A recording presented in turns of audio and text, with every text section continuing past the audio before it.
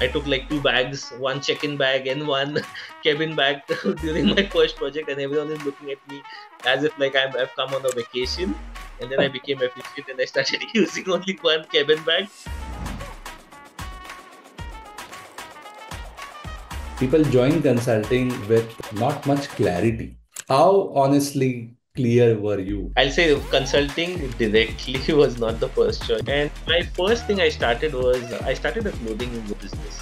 So I used to get these Indian saris from Karnataka, Mhm. and I used to do the supply chain and sell it in, I'll say, exhibitions in Pune. Eventually joined McKinsey, and after McKinsey spent some time work with startup to do more problem solving and execution focus. And now I work with a company called Aptiv into the automotive space. Consulting is not only a career, it is a mindset. I'll speak of 3 days Hmm. in the life of consultant: Okay. Monday, Wednesday, and Friday. Yeah, that's amazing. And there's a reason why. I'll give you a very good example for it. Hello everyone, this is Gaurav Bhosle, former McKinsey consultant and career coach to top strategy consultants and consulting aspirants.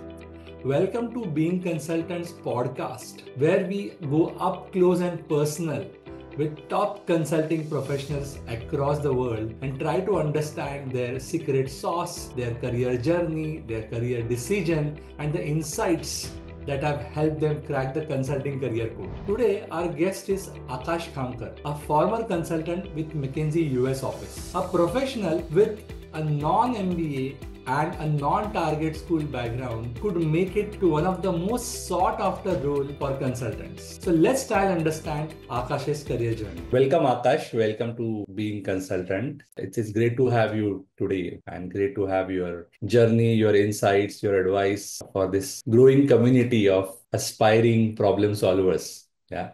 So before we get into the questions related to specifically related to your consulting career, why don't you take a minute and introduce us to your journey so far? My in short journey is born and raised in the city of Pune in Maharashtra, studied mechanical engineering, was very much interested into research and development to a Mhm. point I wanted to do PhD right after my undergrad in India. I did my undergrad from Pune University.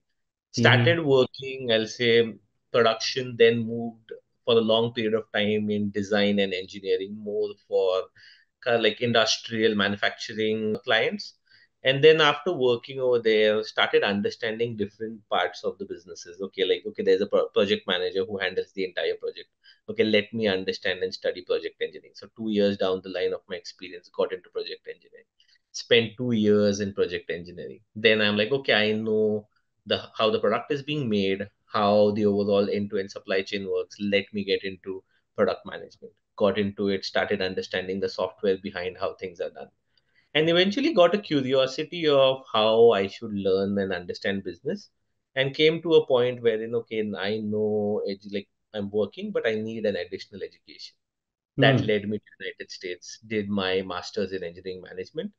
And during this transition phase, it was COVID, got a lot of time to introspect myself and speak with a lot of people. So I think my major growth is because of all the people who stand like besides me and behind me. That led me to a curiosity that, hey, I think I should get into consulting, because if I want to work with, I'll say, really educated and I'll say like talented folks Mhm. at a very young age, that is the only, not the only place, one of the most probable place where I could learn. Mhm.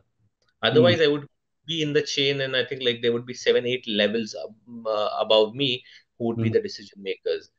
And that led my curiosity at engineering management. I specifically chose US. I specifically chose the university Mhm. I went to because most of the professors in my university were folks who were from the consulting background. And then Mhm. they started building Okay. me up, started learning them, and eventually joined McKinsey. And after McKinsey, spent some time worked with startup to do more problem solving and execution focus. And now I work with a company called Aptiv into the automotive space, specifically on not only devising strategy, but working together with the product as well as the engineering folks to do the execution. So it's basically, I'll say, internal consulting team which is heavily focused on getting things done. Wow, that's been an amazing journey. So just for the audience, I wanted the name of the university where you did your master's because you said that's the university where there were a lot of, I mean, it's an engineering management course, but a lot of professors and staff was ex-consultants. So which university did you go to? Yeah, so I went to Tufts University, Mhm. and the reason I'll say is, and I'll be very open and honest. For me, doing MBA was spending around, I'll say, 100, 120K at least. And my financial background, I'll say, was not that solid that I can even fund like fund more than $100,000. So Mhm. my basic logic was, okay, I need to find good professors, okay, Mhm. and good subjects, and then I can leverage that and learn. One thing I always focused is the student to professor ratio. Like I Mhm. have seen universities wherein you have like 200 students and then let 10 professors responding. At Tufts, it was at my time. Now they have changed the course. At my time, it was only 30 students. Oh, Most of them are US citizens who are working professionals coming to attend the university at the during the evening. So cohort is richly educated and I'll say like working professionals. And we were experience, only yeah, veterans, sorry, experienced yeah, veterans, yeah. Okay. absolutely. Mm. And the other part was we were only three Indians. That gave a lot of diversity. Mm. And due to which I always give the simple, like very interesting example that my first project on new product development from a consulting mindset of how you will get the product into business and understanding the marketing as well as the cash flows. Coming from an Indian background, my mindset was always how can I make the product economical and Mm. launch in the market. And but when I was working with my cohort, which had like three other Americans working with me, their focus was how we can get a quality product, but Mm. make sure it solves the problem that is meant for. And I think this like difference in approaches as well as learning which economy or which geographical region demands what kind of product, that was a great learning. And like yeah, to sum it up, I'll say professors plus the cohort both contribute more or less equally to, I'll say, your growth. Interesting. And absolutely, I think the diversity of the cohort and the personalized attention because of the small cohort, right? It's a bonus, no doubt about it. It's an amazing value add. Now coming to your decision of getting into consulting, right? A lot of time what I have seen is people join consulting with not much clarity about this Hmm. particular career, whether that's a very good fit for their personality, for their skills, etc. Right. So, how honestly clear were you, right? And what helped the clarity? I'll say consulting directly was not the first choice. So I Hmm. don't think Gaurav, if we have spoken about this before, but when I was doing my like job in India, I Hmm. used to work for a company called Cranes. Hmm. And me and my wife, we both together started like I wanted to understand business, and I'm like, let us see how different things like pieces join together. It's easy to work on paper, but how actually it works.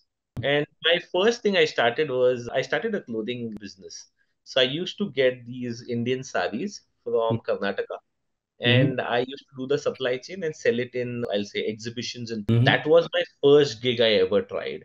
Hmm. And I'll say we hardly break even. Again, if I have to speak of it today, thinking ahead and then moving back, like, hey, what went wrong or what did not work? It's like did not understand what is the product market fit, which market are you addressing, what is your go-to strategy. It was just like, hey, I'm bringing quality, good product, and I'm selling it in the market, and it should sell. That's not how things work. Like even finding out what is, I'll say like in rough language, what is the TAM, what is the addressable market. So Hmm. that was my first thing that I did. And then when you start having these failures, you start reading, and I read a lot. I'll go through a lot of, I'll say, YouTube videos and basically do search in how things work. That was the time I started understanding that, hey, like you go into consulting or there's an entrepreneurship side of it, and you learn these skills. If you want to get exposure to different industries Hmm. in a limited span of time, then there's something called as consulting. And that's how I came to know about consulting. And then one of my friend is a forensic consultant, Okay. and I won't name the firm, but he worked at a couple of big firms where he used to do forensic consulting. Then he started speaking with me about how the partner and the consultant relation works, how you actually engage with the client, what is the kind of aura that is being set, what is the kind of problem solving and the detailed, I'll say, discussions as well as analytics that comes into it. And that Mm-hmm. led my curiosity. I'll say this was the time around 2019 or like 2018, 2019. And that was my, like, I'll say, clear path that, hey, I like this. Today, Mm-hmm. I'm not successful at it. 100% I understand there's a huge skill gap. But if Mm-hmm. I start joining these pieces together and I start finding the right puzzle, maybe one day I would be able to get to it. And yeah, with that journey started kicking off things, and like kick started coming like, and when you get those things right, you start finding those people. That's how I met you, through curiosity and reading on LinkedIn what things are happening around in the consulting space. Right, right, right. So had consulting not happened, what's the second option you had in mind? In case it had Oh it. yeah, yeah, absolutely. You cannot put all balls in one bucket. My second option that I was looking through, because of my experience, I'll say I was molding more towards technical software side.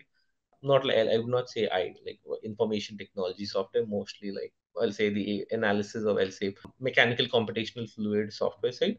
My other focus was get into product management, Hmm. where again you have that influential role to work with a different set of stakeholders, but also to problem solve. Though you would be working on one set of project and one set of product, but that was my other go-to choice. Hmm. And I also used to intern. I did a 6-month co-op with a company called Dassault Systems.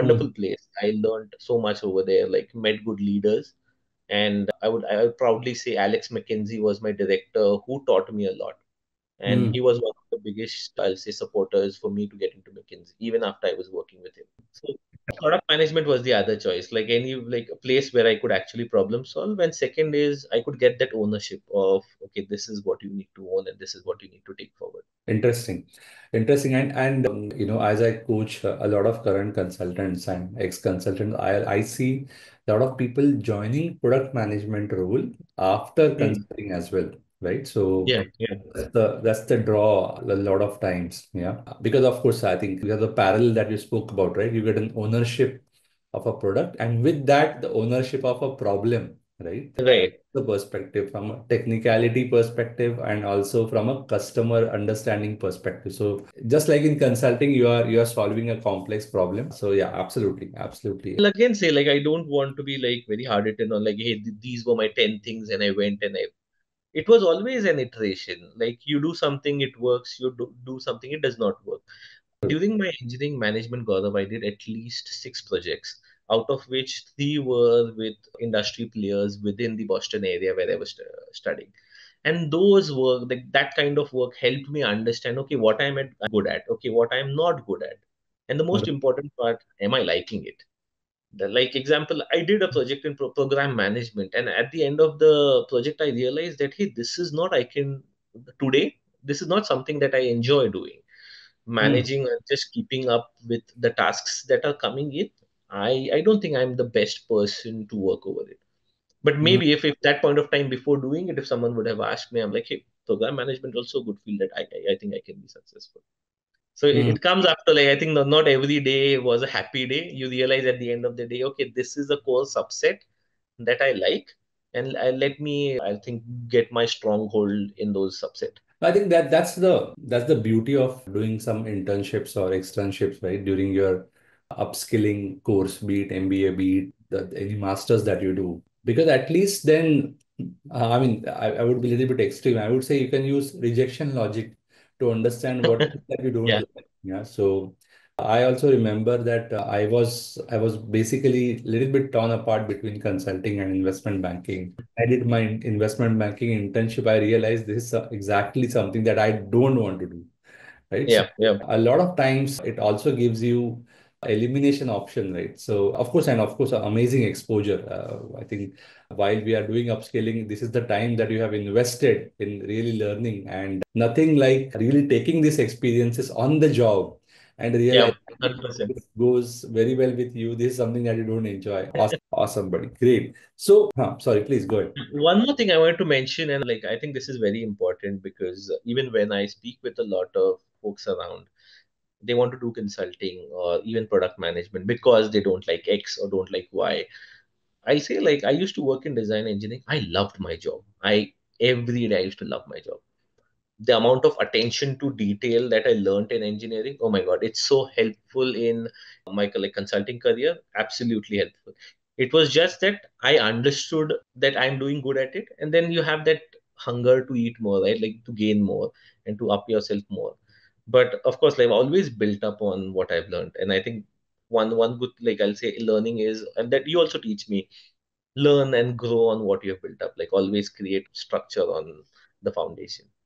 Akash, coming to your consulting preparation journey, right? So you are not a traditional consulting entry point candidate, right? So most of the consulting entry points or people enter through MBA, right? And you Right. did not have that target course as a McKinsey for McKinsey or any of the consulting companies, right? So talk us through your preparation phase, right? So what all challenges did you face and how did you overcome that? That's a good question. I'll say when I came to US, had interest in consulting, but again, to be honest, no idea what kind of cases are tested, no idea about the fit interviews that go into it. Because I was very like I'll say never came across an atmosphere which could tell me, which was like MBA, IIM grads. I had no background or no circle as such. But when I came to US, Boston specifically, I had an idea that hey, McKinsey sits over there, BCG sits over here, and like other big consulting firms, Bain also sits over here. And what good thing happened is Tufts used to arrange a lot of, I'll say, cross university events. So we Hmm. used to get tickets for Harvard Mixer. We used to get tickets for MIT events. We used to get tickets for Boston University's Idea Innovate event, which is like an entrepreneurship event. And I started enrolling into these events and started going. One good thing I think like comes from my family is I'm not a shy person. I'll just go and show up. Even if someone thinks dumb, I don't care. It's Hmm. because I'm here to learn. And I started asking those silly questions like, hey, what was your background? And then you come to know about a list of folks who are going to be there into the mixer event. You read their profile on LinkedIn. And then you ask the questions, hey, how you're going to go over there? How did you study? And that was the time I understood, okay, like you need to be good at case. Your resume needs to show or actually reflect what your personality is. But it is more about once your resume is shortlisted, it is more about how you problem solve in the cases and all. So case became a good thing, and the other part is fit. And most of the folks that I spoke to were like, fit interview, don't take it lightly. It is extremely important. Equal amount of weightage is provided to that. So, okay, these two things, like within, I'll say within the first 6 months, became clear. And then my course was actually one good thing was all my courses were connected to Harvard business cases. But the difference was that our business cases used to work for a week. Like the Hmm. professor will give us the business case, like a 20-page document that you have to read, build up your like first principle thinking approach, build up your structure and all. And then the next session that you have, 3 hours session, you solve that case collaboratively with the class and you present your approach. And Hmm. for a long period of time, I thought that hey, this is how case is being solved.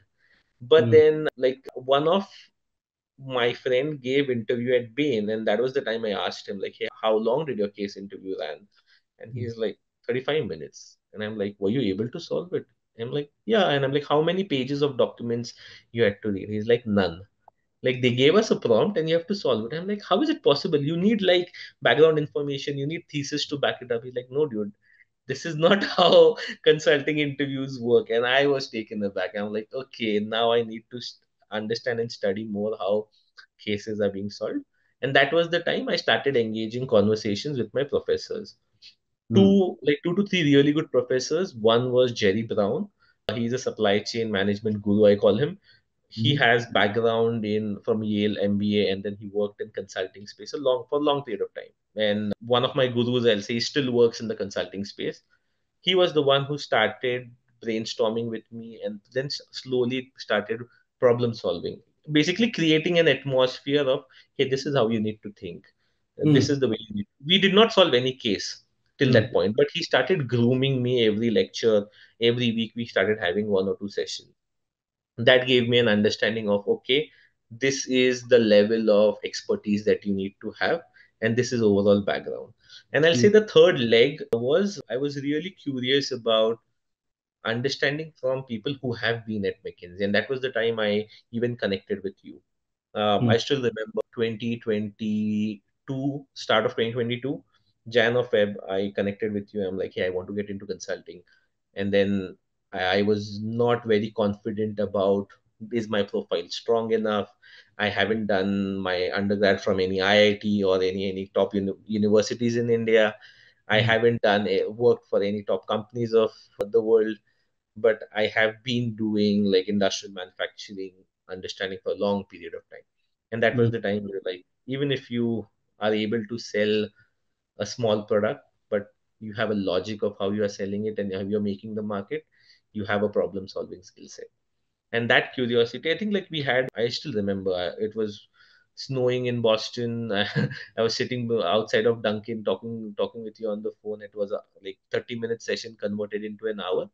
And then I always have the habit of noting things down. I always carry pen or paper. I'll keep writing on anything that I get. And I noted down, like, okay, you gave me like 10 or like 8 to 10 things. I just noted them down. mm, And I was not confident enough for to basically get any kind of coaching externally, because I need to think of how am I growing into it.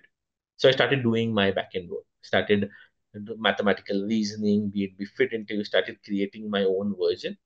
And I think after 2 or 3 months, when I thought like, okay, this seems formidable and good, then I connected back with you, and you started training me on, okay, now let's get on cases and mm, start working on cases, parallelly start working on the fit interviews. But the 3 months were very important for me to go back and introspect every aspect of my career, of where I actually struggled in my work, what was the problem solving that I did, rather than saying that, hey, I delivered a project worth $2 million, but actually what happened in those $2 million. Started speaking with my managers who with whom I had worked before, and they were also shocked. Like, no one comes back after a year or two to ask, like, hey, what was the impact of the project? And I started taking notes from them. So mm, this approach, and I'll say the other part for interviews, like you trained me really good on the fit interviews. The second part was one of my professors, Mr. Parth. He was one of the McKinsey partners right in the year of 1980s, mm, and he had a very formidable approach on what leadership is and all. I had a mm, couple of sessions with him, and he always asked me basic questions. What does leadership mean to you? How do mm. you think forward of growing in a like diverse group? What is your approach? And these the questions, as simple as they seem, it can open, I'll say, a mammoth of equations around how. The difficult is the answer, isn't it? Yeah. Like, these questions seem simple, but he basically gave me a mindset of how a partner or how the other side of the table will evaluate you. And this helped me. But Mhm. again, one thing I'll say is I never followed any case coaching book. It was all the notes that I received from you. And secondly, I'll say buddy sessions helped me a lot. Got a couple of buddies over LinkedIn and internet, really good buddies. Couple of them still work with Bain. One of them works with Simon Kutchers and Partners. One joined Answers in the internal strategy team. These, like, there were three buddies. We all used to solve one case. Like, I'll ask you questions, you ask me questions, and we all are doing mistakes and learning. That Right. helped a lot. Great, great.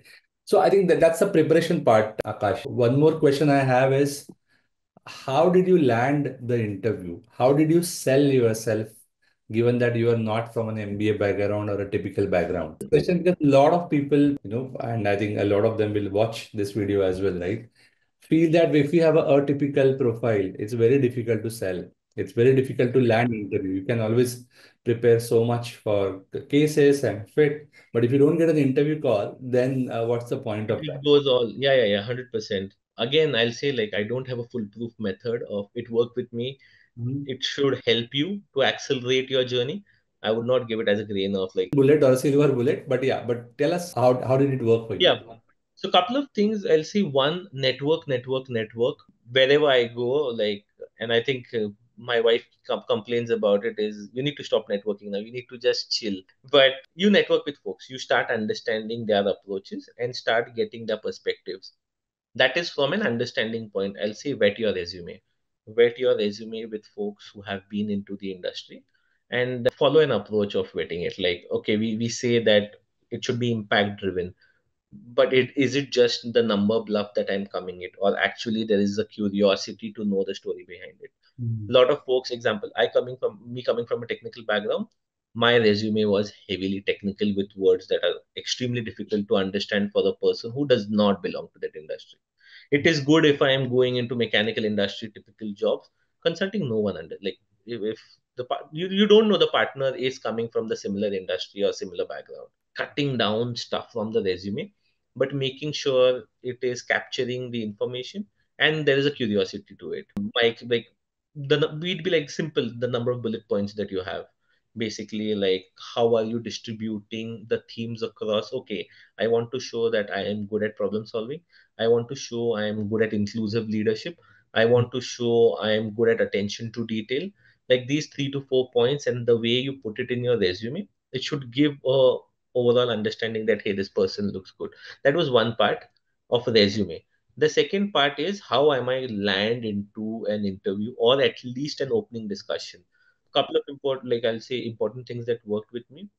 McKinsey Bain BCG had, I don't remember the exact name, but they had these sessions wherein they used to tell how consulting works, Mm. how the work happens at McKinsey Bain BCG. And I used to join those sessions. I'll find out the typical name, but there was this like couple of sessions I used to join wherein not only people who in consulting, but also folks who want to get into consulting used to join those sessions. And that led to a follow-up discussion of, okay, you can apply to this link. The application to the link never helped me, Mm. but it opened up a lot of good connections that that helped me to build my profile up. And that Mm. was the time wherein I'll say like 2022 starting, when I spoke with you and started building those up. Okay, I need to have some good projects that I can highlight. Though my profile is engineering and hardcore mechanical, I need to Mm. start working on different projects that will highlight those skill sets. And that's when I started doing projects. One I did with Museum of Science, one I did with a company called Locus Robotics, and that Mm. helped me to create my profile. Third important point, professors. Started leveraging my professors' relations because worked with them. And I'll say like one important thing with professors is like be mindful of their time, be Mm. specific on why you are engaging with them, work with them together, and eventually you will land up into discussions. Why I'm saying this is because when I say like network with professors, a lot of folks connect with professors and ask for connections upfront. Everyone is going to vet you in this world. No Mm. one will trust you day one and say like, hey, these are my bunch of connections, and just no. They Mm. want to see your problems. They want to see like what kind of candidate you are. And I'll say that once you get into it, it creates a halo effect, which is like if a professor or a leader or a partner, I'll say, backs me up my resume and says Akash is a good candidate, the noise will start getting created everywhere that hey, Akash is a good candidate, and you move ahead.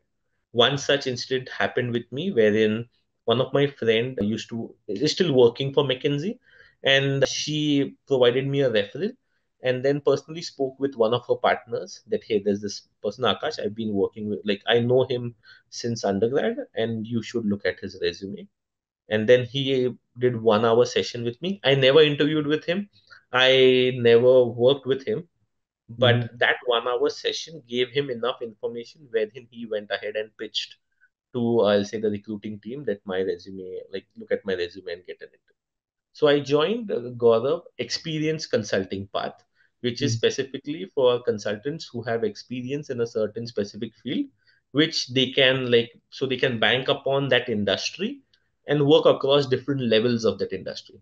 So my experience being mostly operations, industrial manufacturing, helped me to land into, I'll say, basic interview with McKinsey. That was with McKinsey. Other than that, joining these events of, I'll say, Harvard and MIT landed me up into good discussions with folks who used to work at Simon Kutchers and Partners, as well as BCG. That gave me, I'll say, initial interviews in those companies. So Mm. that's how it helps. So I'll say networking plus professor connections plus working on your resume three things did help me. Absolutely. That's so amazing, right? And I always talk about networking based lead generation. And that is what happens in consulting, right? So nobody's going to give you a link that just apply and then you will get an interview call, right? So Absolutely. that's And Gaurav, one more thing I want to mention about networking is because when we say networking, a lot of folks are like, okay, you network, you send an email, you ask them for referrals, or mm, I don't think that works that well. It's not that, hey, like next month I'm going to graduate and I need a job, and this month I'll start networking. It always happens, at least I'll say, like if you have time, 3 or 6 months before, just try and build up that relation. I'll say networking, I had never, like, I don't know how to put it, but I never thought of it as a direct cause and effect. It is more about I want to network with a person because his profile is really good. There's something that I can learn, and there are some questions that I need to understand. So mm. I spend a lot of time reading profiles. I basically like the amount of time I spend on LinkedIn just to understand, hey, how this person's journey could have been. What are the different intricacies in his job that he is solving?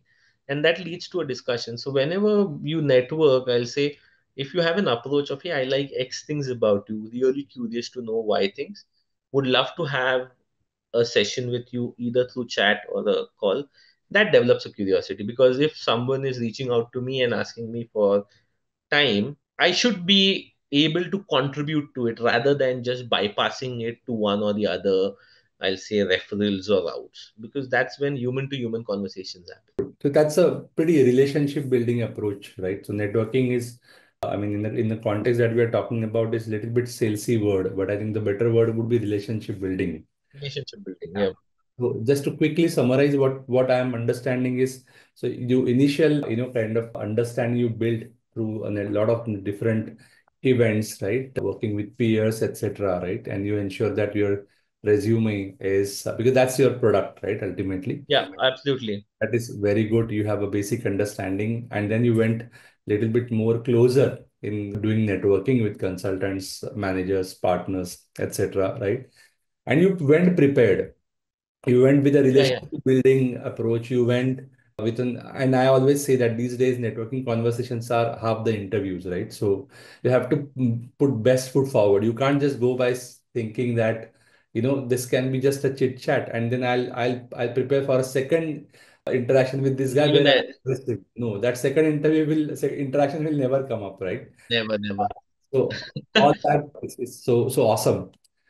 So And Gaurav, like, sorry to interject, when you mentioned being prepared, I'll be honest, like first couple of networking, I was not prepared. I have burned bridges really in a very bad way that I realized, hey, you should not do this again. And how do you get feedback? I'm very open person. Take that feedback. I'll speak with one of my professors or people who are in the industry, and they're like, no, this is not the way you should have done this. You just focus on understanding them, and then slowly you start getting into it. Good, good, good, good. I think that's amazing. Feedback is the breakfast of champions, yeah, as they call it. So, yep, we all benefit from feedback. Now, getting you got into McKinsey, yeah, through all this networking, etc. Right? Would love to know how did you land, right? Some people land smoothly, some people crash land, right? So, how was the landing experience? Was it smooth? Was it crash landing? How was your experience? What, like trying to understand what do you mean by like crash landing or smooth landing? Like, Multiple ways, right? So how did you find the first few months at McKinsey? One, you had some, I'm sure you had some expectations, right? Were those expectations fulfilled or you found out, oh, these are just myths? One. Secondly, uh-huh. the expectations or the quantum of work, the complexity of work, could you handle it? So how did you, I mean, I'm talking about probably the first 100 days, first First, one. yeah, absolutely. So I'll say like a step back. My interviews were also very rigorous. One thing that you need to learn, and I think everyone needs to understand, is whatever you do at the interview, it does not stop at the interview. Your approach of problem solving, the pace at which you solve cases or problems, it's going to be there every single day of your life in consulting. Mostly, I'll say. So got into McKinsey. First 100 days, one good thing happened with me was Jerry prepared me for first 100 days, my professor Jerry Brown, who I speak about, and he's like, you need to have a plan of action for what you're going to do in the first 100 days. And Mhm. then I discussed it with you, and you gave me a entire plan of, hey, like, better know what you're going to come across than just going blindly into it. This is not a typical job wherein it will be like, hey, 3 months you are like a newbie and you enjoy, and then after 3 months, okay, you do good work in the 3 months and then you push. No, it's like day one. Once Mhm. your like basic 3 or 4 day training is done, you need to get on the project. So even after having all of that, even after knowing like, hey, how your day starts, the end, it was challenging for me at like first initial days. So I'll say McKinsey heavily structured approach, problem solving, had a couple of training sessions, and I'll say by the end of the first week itself, I landed up into a project. So Mhm. my first project was into supply chain consulting side, mostly working for an auto client. I would not go deep dive like detailed of the project, but the overall, like I'll say, expectation was the project had already started. Phase Mhm. one had been done, and then this was phase two. Because there was an amount of time invested on phase one, phase two, they wanted to be at a certain pace, which I Yeah. was not aware of. Yeah. And when I joined, it's like day one of my project, Monday, you travel all the way, I travel all the way to Chicago office. And it's 5, and I'm like, okay, last week was training 8 to 5, and then maybe 5, 6, then 7, then 8, and then the engagement manager says, okay, we are getting dinner in the office. I think today's planning might extend. And then we end up being there until 11. Mhm. And that was my first shock. Okay, it's not as simple as it seems. It's not going to start step by step. It's going to start directly hitting the ground running. And at 11, my engagement manager says, Akash, tomorrow, these are the 3 things that you need to work on. Afternoon, you work on slides. And I have no idea about, okay, presentation. Yes, I know how to do presentation, but the pace at which McKinsey does presentation and the quality at which you need to have your presentation, your title of takeaway at the top of the slide, Totally. connecting all the dots. It was at a time really very loaded on me, and I ended up spending a couple of more hours after work to get my piece together. But overall, yeah, that was basically like the major understanding that hey, expectations are really high. The Mhm. second most important thing is margin of error is really low. You Mm. cannot mess with numbers. You cannot mess with data. And I think one good thing that helped me was I used to work in design and like research and development. I used Mhm. to work on industrial cranes wherein human safety was the most important concern. So Absolutely. that helped me so much when I was vetting data. And I'll say by the end of the project, they used to call like, hey, if anyone wants to review, give it to Akash. He's very good at reading numbers because it gets into you, right? Like if I have to pass a design, it will either pass or fail. Basic, like there is a set of assumptions and all. Mhm. Similarly, the way I look at Excel, similarly the way I look at the overall structure that is being set. But Mhm. now the challenge comes is that I faced for say for 2 months I faced that problem. Coming from an engineering background, you dive into details for every single thing. That is something I'll say in consulting, you have to have an 80-20 principle of solving, not because you want to cover the topic, it is because you never have a fully 100% perfect answer on day one. You have an answer which is good enough to set you certain assumptions. You run through those assumptions week one, week two. Week three, you get certain more like details and data, and then you build across it. It could be that by the end of like 4 weeks, you realize that the model or the theory with which you were going might be different, but you have to again make sure that you build it up together. And I think Mm. that time for me, that was the piece wherein I think I struggled because of the engineering mindset. Engineering mindset always used to say you need to have more details, you cannot come to a conclusion with this. But the moment I'll say couple of months, my engagement manager gave me really good feedback on Akash, think of it in a way as a puzzle. Today you're solving for 3 pieces. Tomorrow, 2 more pieces are going to get joined, and then you need to think in a more expansive way. But you need to have that outside in perspective. You cannot go into any rabbit holes until and unless there is a need to. So you don't need to get into every rabbit hole. So Absolutely. that was my, I'll say, couple of months. But what helps is at McKinsey specifically, weekly you have feedback. What you did, Where did you lack? And then the other part is, okay, now there are these pieces that are missing. How you can join this in the coming week? And I think that helped a lot. And combining it with your 100 days learning of Akash, you get feedback. Okay, you're gonna get feedback every single week. How are you going to maintain that feedback? And then Mm, I really remember like once I spoke with you about this, and you're like, Akash, start an email communication. mm, Every feedback, send an email to your manager that, hey, we discussed four things. These are the three important things. This is the one thing that I need to work on, and run that trail every single week, just as we send end of week results. And that will help you to see your journey across by, like, if you're doing an 8 week project, by the end of the 8 week, you see that how you have addressed every single point. And it also is written down somewhere that your managers, your partners are aware of, and you are aware of, which helps you in the review cycle. Absolutely, absolutely, I can so much relate to this going into the rabbit holes, right? So coming from an engineering myself, so a lot my manager used to tell me that you are converting 80/20 into 95/5, right? So it's very important to really prioritize. And yeah, I think that hypothesis based problem solving, right, and engineering based problem solving, they are very different approaches. Approaches. Yeah. Both are effective to solve different types of problems, but yeah, I think in consulting, that's the thing that we learn. Just one follow-on question on this, Akash.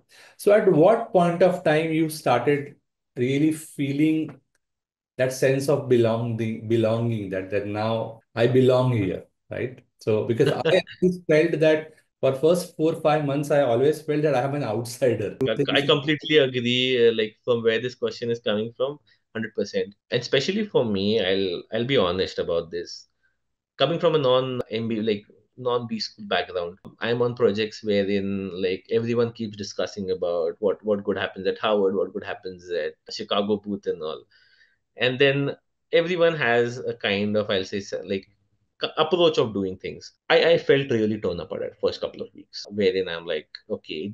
And I think there was a point in my life wherein, I'll say, end of third week, where I received a brutal feedback, not Mhm. because of the delivery, but because of, I'll say, approaches of problem solving, that I really took it personally. And I'm like, no, I don't think I belong here. I don't think my approaches are valued. I don't think maybe I'm the right fit. Do I need to recollect and it's just like, it's not even 2 months and I need to move to a different path. But it is because of the uncertainties that are there in the kind of projects that you are handling. And this was when I had one of my mentors. I spoke to her and I asked her that, hey, this is what is happening. And she gave a really beautiful answer. She's like, have you spoken to other folks who are on your project? Other folks who have recently joined? Any other folks who have recently completed a year about this? And I'm like, no, how should I? Because you think like this is really like a very different way of saying that, hey, I I think I'm falling out of place over here. Like, just talk to them on a casual chit chat. And then I'll say 1 week during my like 10 week project, first project, I had to go to New York. And I went to New York, where then I did my orientation, and I knew folks over there. I met them, went out for, I'll say, dinner, and then I opened up this topic. And bunch of them raised their hands, irrespective of which university they come from, like, hey, we are in the same spot. We also think that it's getting brutal. We are not able to get a hold of all things. And every day, out of 10 things, there are two things that are still on the plate. We are not able to clear all things off our plate. And that gave a sense of belonging, that, okay, we are in the same game. And then one of the engagement managers, who recently became an engagement manager, he gave me a feedback. He's like, Akash, you are going to go through this, but always go with a curiosity driven approach, rather than going with a resistive mindset of, hey, am I good or not? Go and perform, get feedback, improve, and go and perform. Make sure you're performing.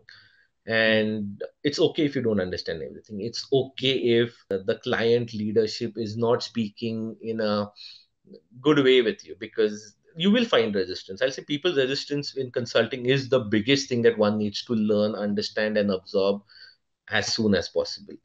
And Absolutely. I'll say, like, after that, within 2.5 weeks, I'll say, like, in my 10th week, 2.5 months, I started getting that belonging, Mm. wherein you start opening up more.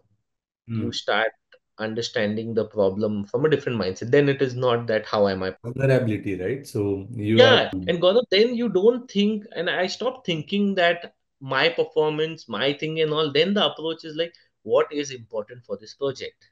Right. And how should I think about this project? Then the approach is not that I want to prove myself. The approach is that I want to make sure that the client is getting the impact that they want, and I delivering that impact? Are we as a team delivering? That's so beautiful. Great, great. I'm going to ask you a very typical question now, and I know the answer is so much different for so many different people.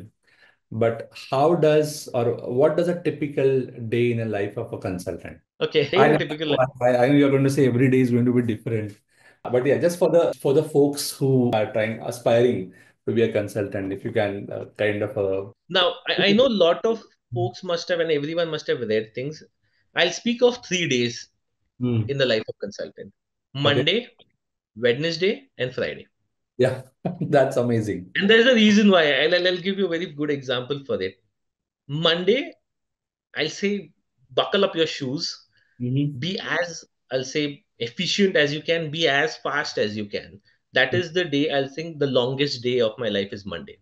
Hmm. Because Monday, either you will travel on a Sunday evening to the client side, or you will travel on a Monday, early Monday flight. So you need to get up early, get on a flight, pack your bags and all, learn the way of packing your bags in 15 minutes. Everyone learns it. I also learned it. I took like two bags, one check-in bag and one cabin bag during my first project, and everyone is looking at me as if like I've come on a vacation. And then I became efficient and I started using only one cabin bag. But yeah, like 15 minutes packing. Mondays are like when you have meetings, when you lay the entire week, where you set expectations and I'll say overall deliverables for the week. Monday is a day when you have n number of meetings assigned. Because if you miss on Monday, then those things are going to be escalated to Tuesday or Wednesday, and you're not going to get the productivity out. Example, if I want data, I want to interview someone, I want to request that person that I need data ASAP. If I miss on a Monday, if I am not on his calendar for Monday, I don't think I'll ever get it. Because Hmm. once these folks get busy during the week, clients, not every client will be that approachable for you. So Mondays are rigorous.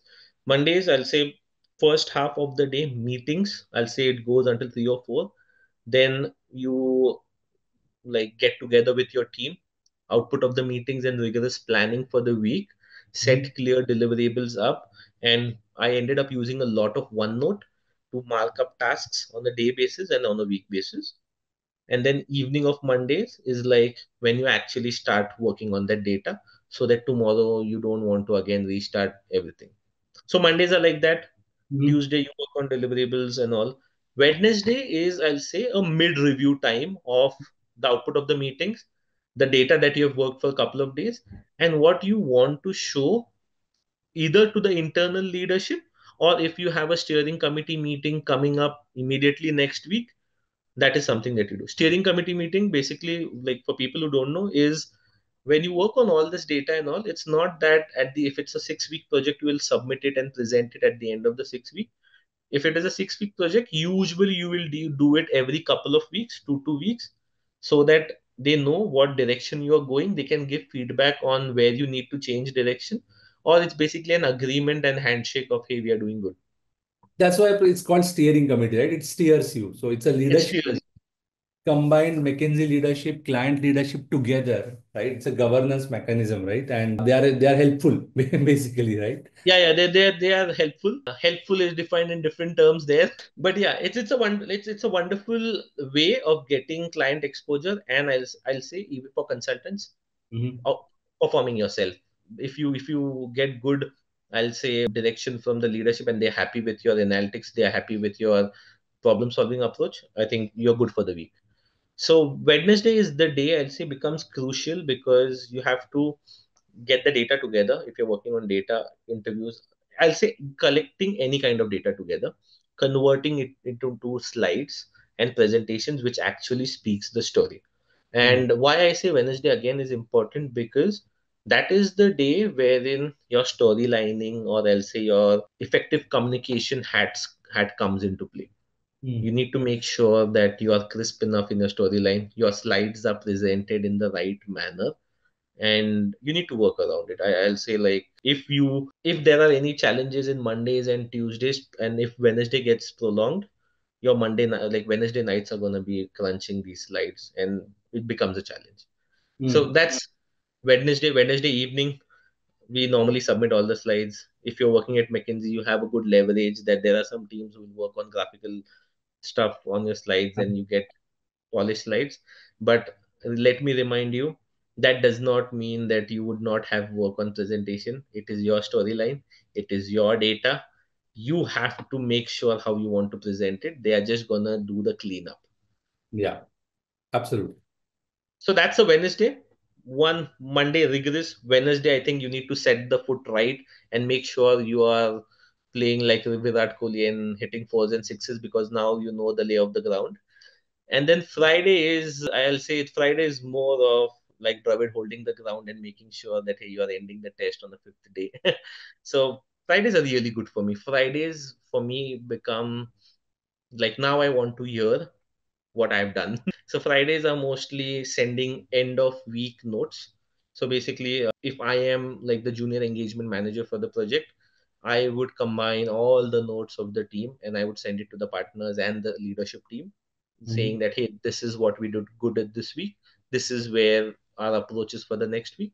Mm. And this is where we would need assistance or support. And along with it, we are setting up meetings. If I'm working on my work stream is like if a project has like four different areas that you're working on, every consultant usually will work on one or two work stream depending upon how brief it is, how detailed it is. And then Fridays are like you send the end of week notes. Like your the problem solving is there on Friday also.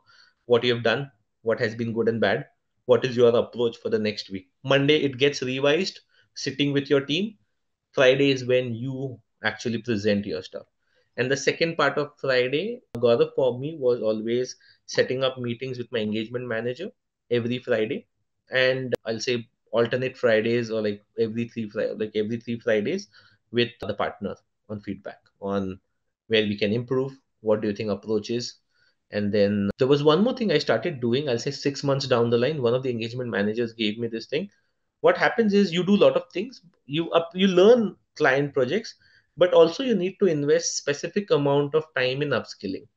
So Mm. I used to do a 3 to 5 upskilling session, be it be a tool, be it be some technology that I am interested in. So I used to do that 3 to 5. So my Friday would be like 8 to 3. I used to do project work. 3 o'clock, pens down. I would do 3 to 5. I'll say working on my upskilling, and then after 5, usually you sit with your office. Yeah, one thing I forgot to tell you: Friday is the day that you come from the client site on Thursday evening, and Friday is the day you go to your home I was office. about to ask you whether you guys have Office Friday policy or No, no, not. yeah, yeah, yeah. That's what I was saying. So that's why you close it on a Friday. Mm. Fridays are office Fridays. Network with folks. It's like no pressure on about work. You basically you enjoy with them. You end up having a couple of drinks. You have some board games. You will do a lot of activities. And I think companies, the firms do a really good job for making sure the Fridays of Winding. candidate. Yeah, Yep, absolutely. yep.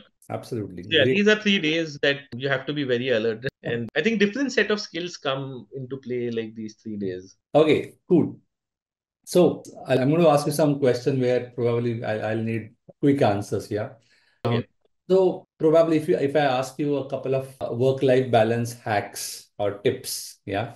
Hmm. I know in consulting, especially in the first few years, the work life is really not something to talk about.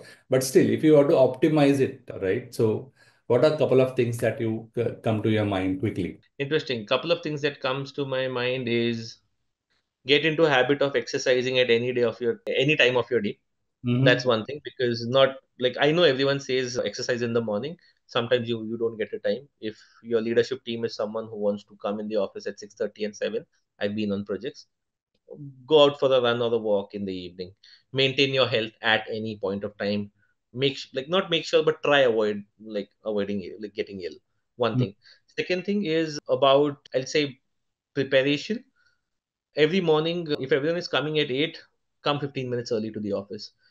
You will align yourself well, rather than just getting into the room and then thinking about what to do. Or like basically, if you save on a couple of minutes for yourself, it will always help. One thing, if you have teams in other words, I'll say work life balance is make sure you don't miss flights on the airport. It will ruin your things up. I haven't missed, but I've seen folks, like if you have some early, like important presentation or meeting with the client, it might upset them. Other than that, I'll say about work life balance is sleep well. I Mm. know not every day like you will get 8 hours of sleep, but it's basically like I used to sleep a lot. So even if I'm on flight and I know I don't have an internet connection, I'm not going to work. I used to sleep. If I'm in the cab and going to the airport and I know it's a 45 minutes drive, I'm going to sleep. Yeah. So for me, that helps a lot. I can like today I'm a person I can sleep at any location at any point of time.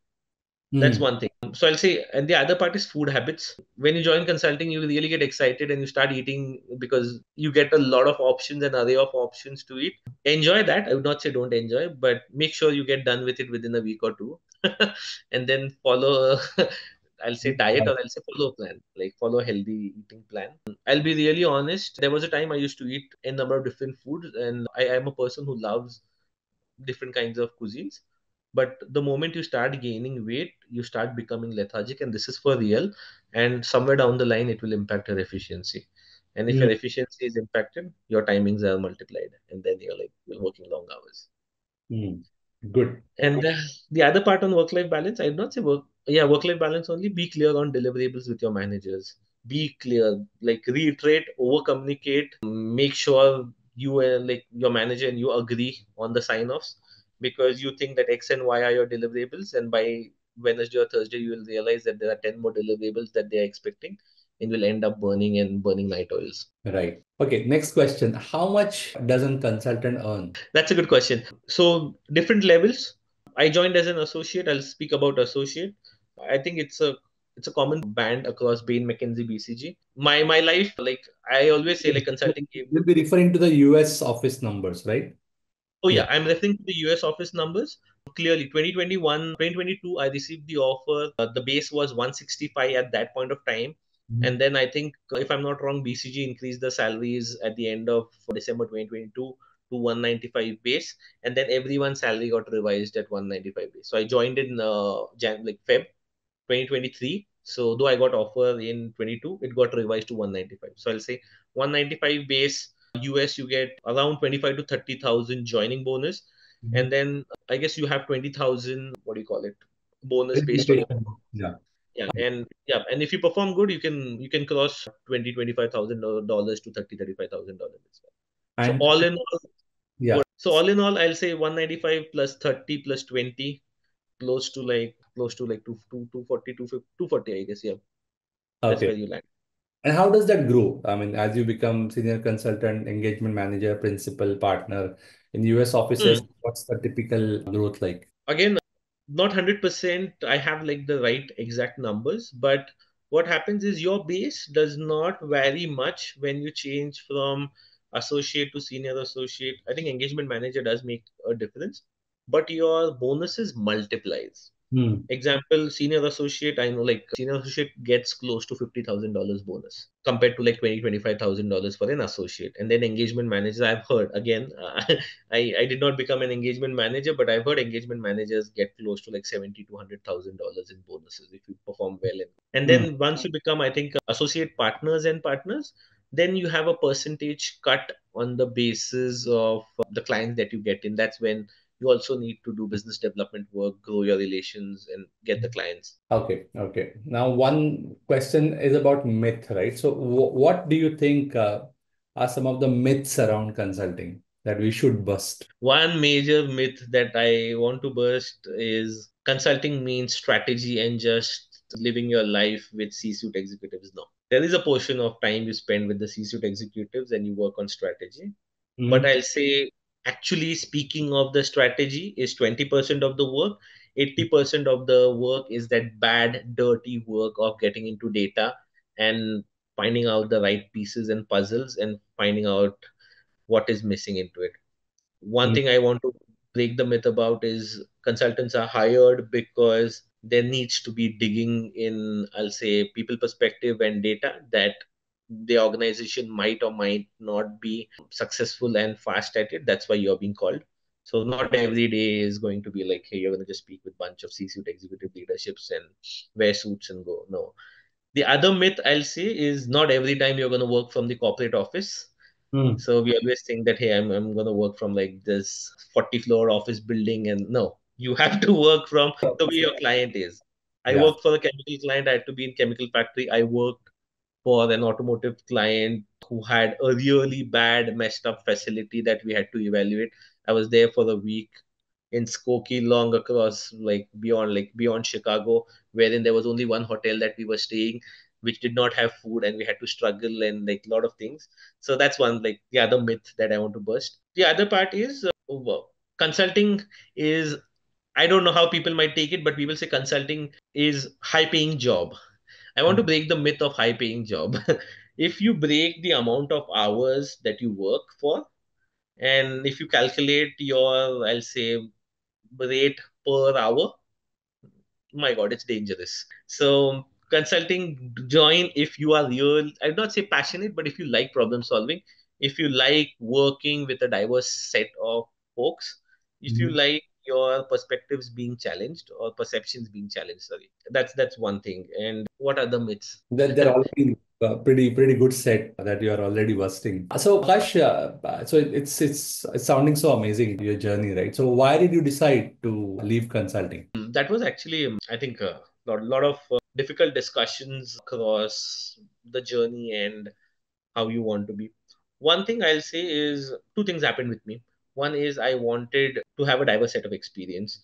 And when I joined consulting, I had for the first 6, 7 months. And then later I figured out that because of the market conditions and all, lot of projects were moving more towards supply chain. It's not that I don't like supply chain. I've been doing supply chain for a long period of time. I joined consulting to diversify my portfolio, and that was one of the, I'll say, many like reasons that is like, okay, I am being called upon into a typical set of projects which I don't fancy much. Mhm. That's one thing. The second part I'll say was execution focused work. Consulting, you do execution, but when like I've been in engineering before, and I know like when you create a strategy, most of the times in consulting we used to give strategy, and I had no idea of whether it was implemented, what were the results, what were the challenges across. Not all projects that McKinsey Bain BCG will do, they will do execution for the projects. Most of the times clients are like, okay, you give us the strategy, maybe give us a bottoms up plan, give us a 2 year plan, and then we'll do it on our own. And that piece always hurted me of, if I could like, if there are times when you like the client, there are times when you like the work that you're doing, and if I can stay a bit longer to do the actual value transition and value enhancement, that would Fine. be great. And that was something that always kept hitting me. And I'm like, I think I need to work for one client, maybe on different projects, but I want to see that value transfer because I come from a good execution, I'll say, background.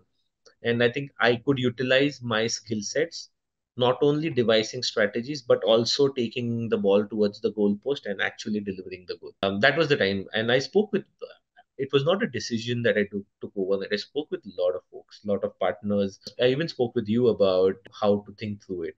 And then I'm like, okay, I have the problem solving mindset. That is the most important thing that I learned from McKinsey. The mindset is there, top down approach of problem solving, ownership driven mindset, attention to detail. Okay, now let me take all of this and let me perform it into one industry and for one client and let me do it for a longer period of time. Mhm. So that's what led me to, I'll say, transition from consulting. I still miss my consulting days. You always have those like, okay, but I think now I have a very clear approach, okay, where I am delivering the result. I think you partially answered my next question, but I think I want you to give a little bit broader answer to this, right? So, what, according to you, is the contribution of the consulting stint in the career? Of course, in your career, but also from a broader perspective, right? Given that you have gone through this journey, how does a consulting stint contribute? What does it contribute with? That's a good question. I'll say consulting, like the change that I observe, not only through my experiences, but also people who have been around me before joining consulting and after consulting is I've become a lot more structured. Whenever like I'll say the difference, like smaller differences, but which make a big change. During engineering, like even before consulting, if I join a session wherein I need to solve a problem, it was usually a brainstorming session. And I want to explain this concept. Brainstorming session is wherein, okay, today we are going to speak about this topic. There's this problem, and everyone will be like, okay, let's get into a session and understand and like, okay, talk through it. And then maybe at the end of the session, come up with a solution. When I joined consulting, consulting mindset says that always have a problem solving session and not brainstorming. Problem solving is when you are like, okay, there's this problem. Five Hmm. folks are coming to the meeting with their first principle approach of what the solution might look like. So you're not discussing the problem, you're discussing the approach towards the solution, and then you combine, you add up, subtract certain solution, find an answer. Basic thing. The other part I'll say about what I like learned in my stint was problem solving mindset. And when everyone talks about problem solving mindset, what is problem solving mindset? I'll say problem solving mindset, in my understanding, again, I might be wrong, in my understanding, is ability to not only own the problem as if you are, I'll say, the owner and the CEO of the solution, but also working across it. Not necessarily you have answers to all the questions, but you are able to dig up those areas which needs to be questioned. And Hmm. when you work in engineering, you come, like I came with a mindset that I need to have answer to every problem. No, I need to have the right questioning approach to every problem. I will get folks who will be able to answer that, but I need to have which areas to look at, and that is what consulting mindset taught me. And that Hmm. other part I'll say about the stint is ownership. In India, I was into a habit, and I think it's a, I don't know if it's an industry challenge or what, but I was a kind of person who, like, okay, there are 10 things that you need to do. You do those 10 things, things are clear on my plate. When you join consulting, you are the owner of the problem. Hmm. And no one is going to tell you upfront that, hey, Akash, this is the five things you need to do and you'll be successful. No. Lot of times, project, there are uncertainties. You will have approach of, okay, today I think there are three things that could solve it. You work across those, you figure out two more, then there's a second version, third version. This curiosity plus, I'll say, more mindset of, okay, how I need to solve it is very important. So I'll say ownership piece becomes important rather than task based outcome. And the Hmm. third one, like the fourth one, sorry, most important about consulting that I always speak about is people mindset. You need to speak to a lot of folks, but understand what you need to take from them. You need to be better at. I know a lot of folks use AI and all, but when you speak with folks, you need to be able to answer the question the right approach and then solve it together with them. Most of the times, people think that consultants are, like, of course, they're experts, but consultants come in and solve problems. I don't think that is 100% true. Consultants are never, would, I'll not say never, but clients are far more clever about their industry than we are. We come with a holistic approach of binding folks together, thinking of it from a perspective outside of the organization, and then you come and solve it. So that is what I learned and helps. And one more important thing, sorry, the list is longer. One most important thing is top down communication. You have Mhm. to exercise that muscle. Leadership, when you're talking to them, be concise. 15 minutes you get on the calendar. You need to make sure that how you're going to deliver a value within those 15 minutes. Interesting. Interesting. So, just a one reflection question now, Akash. Hmm. So, if you have to, I mean, if you have a magic wand, right, and if you have to go back and change one career decision in your life, what would you change? One career decision in my life. Is it about like education or is it about work? Anything, anything. You tell me about the canvas is open. I'll say when I was doing my undergrad, right? If I would have got exposure to certain business subjects or an atmosphere which can give me, I would not say case solving as such, but ability to read scenarios or cases that are going across, like happening, be it be in the startup world, be it be organizational challenges. I think Hmm.